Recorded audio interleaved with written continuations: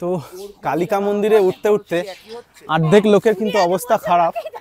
তো এখানে একটা জিনিসের ভীষণভাবে উৎপাত, সেটা হচ্ছে এখানে দেখো এই যে হনুমানের প্রচণ্ড পরিমাণে দল চারের সঙ্গে এই মন্দিরের ঠিক অপোজিট সাইডের একবার সিনিক বিউটিটা একবার দেখো, দেখো কি অসাধারণ লাগছে একবার। নতুন একটা ভিডিওতে আপনাদের সবাইকে জানাই স্বাগত। আর আমি এই মুহূর্তে দাঁড়িয়ে রয়েছি হচ্ছে সিমলাতে, একটা অকওয়ার্ড সিচুয়েশানে দাঁড়িয়ে রয়েছি। যাই হোক, তো আজকে আমাদের সারা দিন জার্নি করার পর আমরা মানে 11টা সাড়ে 11টা নাগাদ সিমলাতে এসে পৌঁছেছি। তো এরপরে একটু রেস্ট নিয়ে এখন যাব মল রোডের দিকে। আর এখানকার একটা বিখ্যাত কালী মন্দির আছে, তো সেটা আপনাদেরকে আজকে ঘুরে দেখাবো এবং মল রোডটাও ঘুরে দেখাবো। তো চলুন সঙ্গে থাকুন, আশা করছি এই ভিডিওটা খুবই সুন্দর এবং খুবই ভালো হবে। চলুন যাওয়া যাক।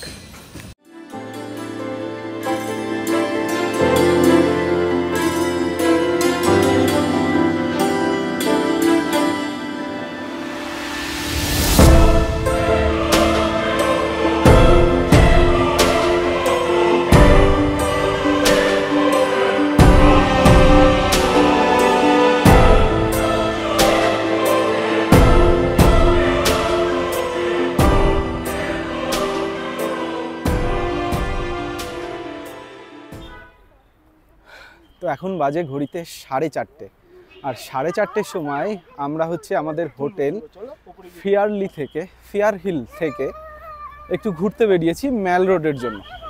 মানে আমরা সকালবেলা আসার পরে নানা রকম প্রবলেম ফেস করতে করতে আমাদের অনেকটা টায়ার্ড হয়ে গিয়েছি এবং এতটা এনার্জি লস যে কি বলবো তোমাদেরকে, মানে একটু সময়ের জন্য আমরা ঘুমাতে পারিনি। যাই হোক, তো 4:30 সময় ম্যাল রোডের দিকে যাচ্ছি এখন।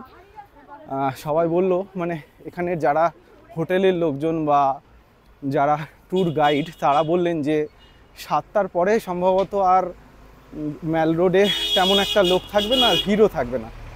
যে কারণেই আমরা কিন্তু এখন সবাই মিলে, মানে আমাদের কিছু লোক আগে চলে গিয়েছে আর আমরা কয়েকজন মিলে যাচ্ছি হচ্ছে ম্যাল রোডের দিকে। তো যেতে যেতে কিছু সিনিক বিউটি দেখতে পাচ্ছি, যেগুলো কিন্তু অসাধারণ দৃশ্য। এটাই হচ্ছে পাহাড়ের সৌন্দর্য। তো আমার সঙ্গে সঙ্গে কিন্তু তোমরাও ভালোভাবে উপভোগ করতে পারছো আই থিঙ্ক। তো চলো দেখা যাক। দেখো এখানে এটা সম্ভবত একটা চার্চ, সম্ভবত, বা অন্য কিছু হয়তো হতে পারে। তো দেখো কত সুন্দর এখানের এই জায়গাটা।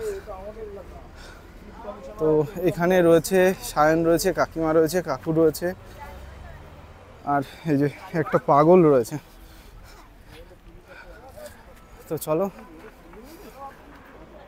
একটা জিনিস আপনাদেরকে দেখাই। এখানে ম্যাক্সিমাম বাড়ি কিন্তু সোলার সিস্টেম। কেন জানেন?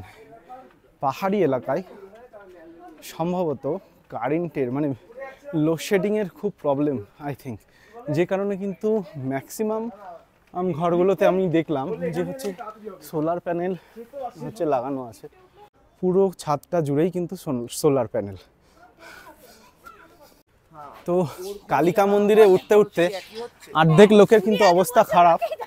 তো এখানে একটা জিনিসের ভীষণভাবে উৎপাত, সেটা হচ্ছে এখানে দেখো এই যে হনুমানের প্রচণ্ড পরিমাণে দল চারিদিকে পুরো ভর্তি। দেখো এদিক থেকে কিছু নামছে, এদিকে কিছু নামছে, এদিকে আর মানুষজনকে অ্যাটাক করছে, যেটা কিন্তু খুব প্রবলেমদায়ক।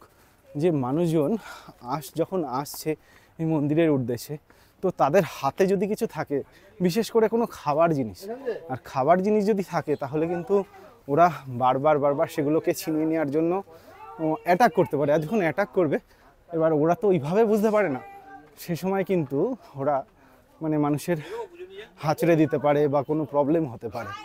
তো যাই হোক, এখানটায় যখন আসবে তখন কিন্তু সাবধানে আসবে।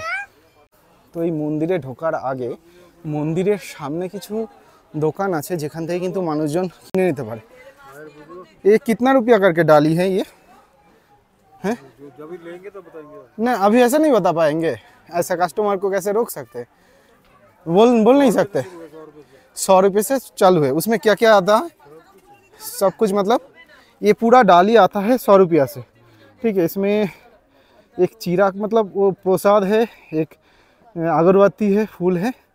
और ये कितने करके है? 40 रुपीस। थैंक यू सो माच जी। তো এটা হচ্ছে মন্দির। আর মন্দিরের বাইরে কিন্তু তোমরা শুনতে পারলে যে কত টাকা করে অ্যাকচুয়ালি লাগবে। আর মন্দিরে ঢুকতে গেলে এই যে জায়গাটা দেখতে পাচ্ছ, এটা কিন্তু জুতো রাখার জায়গা। যারা জুতো রাখবে, আর জুতো রাখতে গেলে হবে।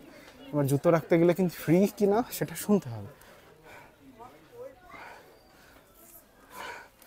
दादा हेलो हेलो हेलो जी, ये फ्री में रखते हैं या पैसे? फ्री में, ये मंदिर के तरफ से फ्री में रहता है।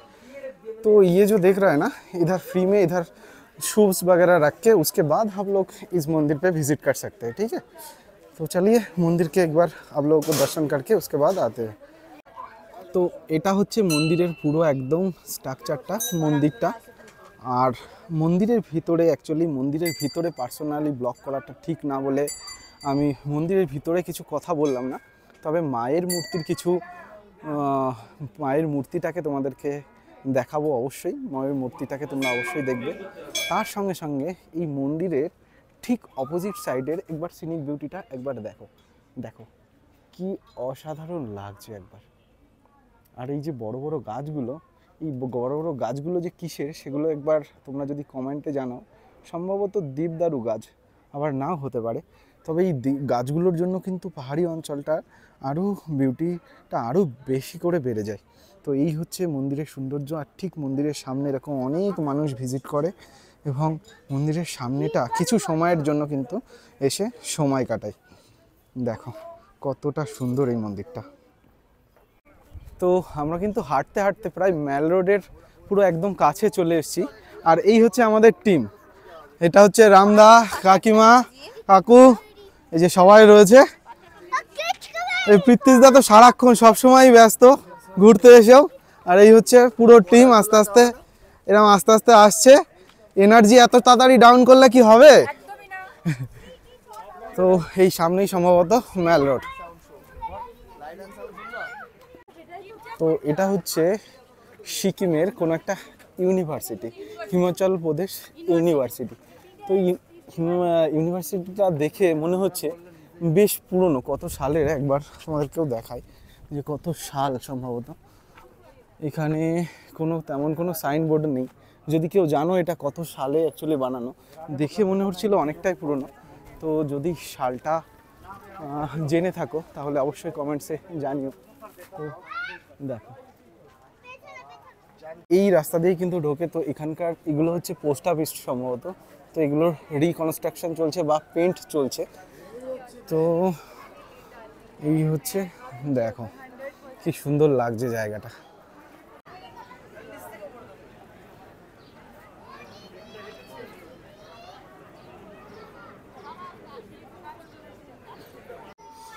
তো এটা হচ্ছে ম্যাল রোডের বিকেলবেলার সৌন্দর্য। আর তার সঙ্গে সঙ্গে এখানকার কিছু জিনিস তোমাদেরকে দেখাই। দেখো এখানকার ঘরগুলো, এটা সম্ভবত মিউজিয়াম বা অন্য কিছু হবে, কিন্তু কত সুন্দর একবার লাগছে। এই কারণেই কিন্তু মানুষজন এখানে আসে। আর এখন বাজে প্রায় 5:30 থেকে 6টা। তো 6টার সময় তুমি দেখতে পাচ্ছ এখানে মানুষজন কত পরিমাণে বেড়ে গিয়েছে আর কত লোক এখানে। আর কত সুন্দর এই জায়গাটা, কেনই বা হবে না? সামনে যদি এরকম একটা সুন্দর দৃশ্য থাকে, এরকম সুন্দর সিনিক বিউটি থাকে, তাহলে তো সব মানুষ আসবেই। আর এই কারণেই কিন্তু সিমলার ম্যাল রোড কিন্তু বিখ্যাত। তো যাই হোক, দেখো কত সুন্দর জায়গাগুলো।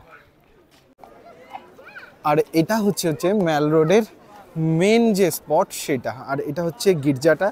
আর গির্জাটার সামনে দেখো এই জায়গাটা কত সুন্দর লাগছে একবার দেখো। সব লোক এখানে কিন্তু দাঁড়িয়ে আছে। আর নানা সবাই সবার মতন করে অ্যাকচুয়ালি ফটো তুলতে ব্যস্ত। কেউ নানা রকম কিছু প্রিয় মানুষের সঙ্গে তারা সময় কাটাতে ব্যস্ত রয়েছি। এখন আনুমানিক কটা বাজতে পারে আপনাদের মনে হতে পারে, আমি দেখাচ্ছি। দেখুন এখন বাজে হচ্ছে 6:50, মানে প্রায় 7টা বেজে গেল। তো 7টা বেজে গিয়েছে, এখন কিন্তু দিনের আলো কিন্তু এখনও পর্যন্ত রয়েছে। আর পাহাড়ি এলাকায় ম্যাক্সিমাম টাইম কিন্তু বেশি দেরি করেই কিন্তু আর কি সন্ধ্যা হয়।